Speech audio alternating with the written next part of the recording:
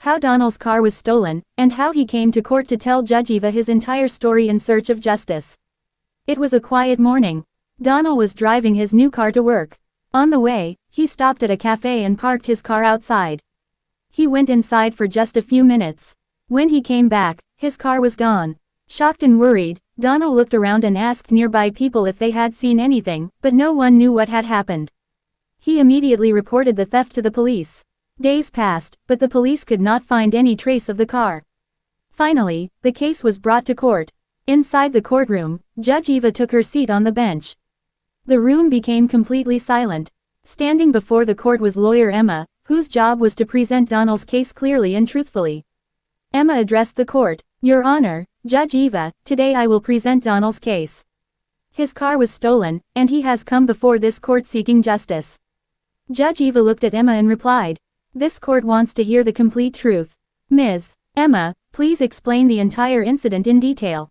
Donal looked at Judge Eva with hope in his eyes. His journey to justice was about to begin. The next day, the court session began. Judge Eva took her seat, and the courtroom fell completely silent. Lawyer Emma stood before the court and said, "Your Honor, Donal is a hard-working young man. On the day of the incident, he parked his car outside a cafe and went inside for only a few minutes. When he came back, his car had disappeared. He immediately reported the theft to the police, but despite several days of investigation, no leads were found." Judge Eva turned to Donal and asked, "Do you suspect anyone?" Donal replied, "No, Your Honor, I don't have any enemies. I just want my car back, and I want the person who stole it to be held accountable." Emma then presented the police's initial evidence to the court. Among the evidence was a blurry CCTV recording showing an unidentified person driving away in Donal's car.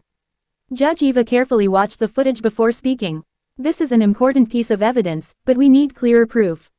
The court orders the police to conduct a thorough investigation of the CCTV footage and bring the suspect before this court as soon as possible." For the first time in days, Donal felt a sense of hope. He believed that the truth would soon come to light. 2 days later, the court reconvened. Judge Eva took her seat as everyone in the courtroom waited anxiously. Lawyer Emma stepped forward confidently and said, "Your Honor, the police have discovered a new piece of evidence." A police officer presented a clearer CCTV recording to the court. This time, the video clearly showed a man unlocking Donal's car and driving away.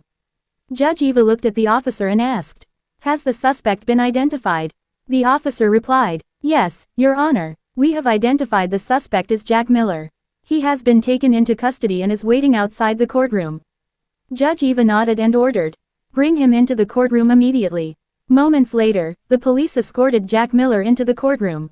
He kept his head down and avoided eye contact. Judge Eva looked directly at him and asked, "Jack Miller, you are accused of stealing Donal's car. How do you plead?" The entire courtroom fell silent as everyone waited for Jack's answer. The courtroom was silent as Judge Eva looked directly at Jack Miller. "Jack Miller, do you admit to stealing Donal's car?"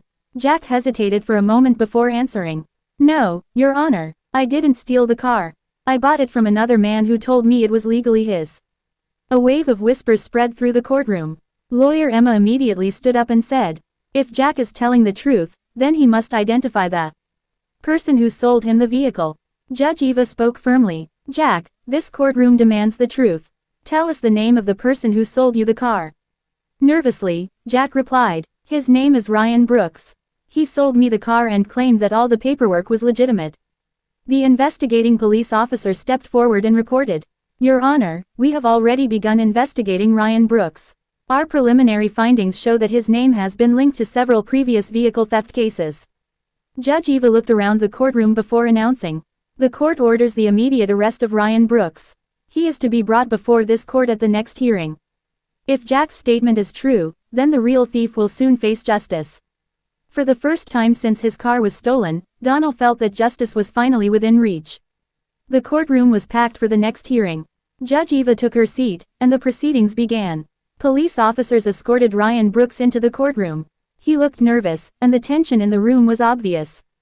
Lawyer Emma addressed the court, "Your Honor, during the investigation, the police discovered fake vehicle documents in Ryan Brooks's possession.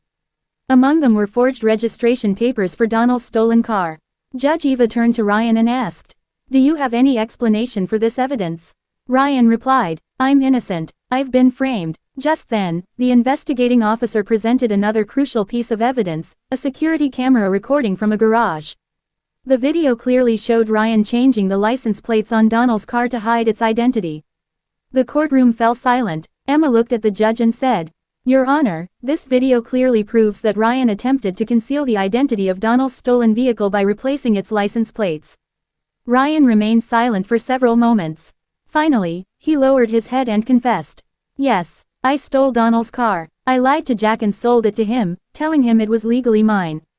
Relief filled Donal's face. At last, the truth had been revealed. Judge Eva looked around the courtroom and announced, "The court will deliver its final judgment at the next hearing." The day of the final hearing arrived. The courtroom was filled with people, and all eyes were on Judge Eva as she took her seat. Lawyer Emma stood before the court and said, "Your Honor, the evidence presented before this court clearly shows that Ryan Brooks stole Donal's car, created fraudulent documents, and later sold the vehicle to Jack Miller. Ryan has also confessed to these crimes." Judge Eva carefully reviewed all the evidence and documents before delivering her decision. Based on the evidence presented and Ryan Brooks's voluntary confession, this court finds that Donal's car was unlawfully stolen. She continued, "The court orders that Donal's vehicle be returned to him immediately. Ryan Brooks is found guilty of vehicle theft, fraud, and the use of forged documents, and he is sentenced according to the law." Judge Eva then turned to Jack Miller. "The investigation has not established that Jack Miller stole the vehicle. Unless additional evidence is presented against him, this court finds him not guilty in this case." Tears of relief filled Donal's eyes. He thanked Judge Eva and lawyer Emma for helping him find justice. Before ending the hearing, Judge Eva said, "Justice may take time, but when truth is supported by evidence, justice will always prevail."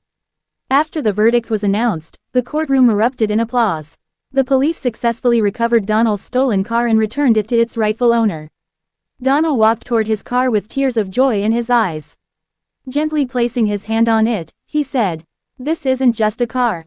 It's the result of my hard work and dedication. Today, I finally received justice." Lawyer Emma smiled warmly and replied, "The truth always finds its way to the light. When you have courage and patience, justice will eventually prevail." Before leaving the courtroom, Judge Eva addressed everyone one last time. "This court exists not only to punish those who break the law but also to protect the innocent and ensure that justice is served. Remember, no one is above the law." Ryan Brooks was escorted to prison to begin serving his sentence. Donal sincerely thanked Judge Eva and lawyer Emma for standing by him throughout the case. As Donal walked out of the courthouse, he looked at the sky and smiled. "Today, I got back more than my car, I got my faith in justice." He started his car, drove away, and looked forward to a new beginning.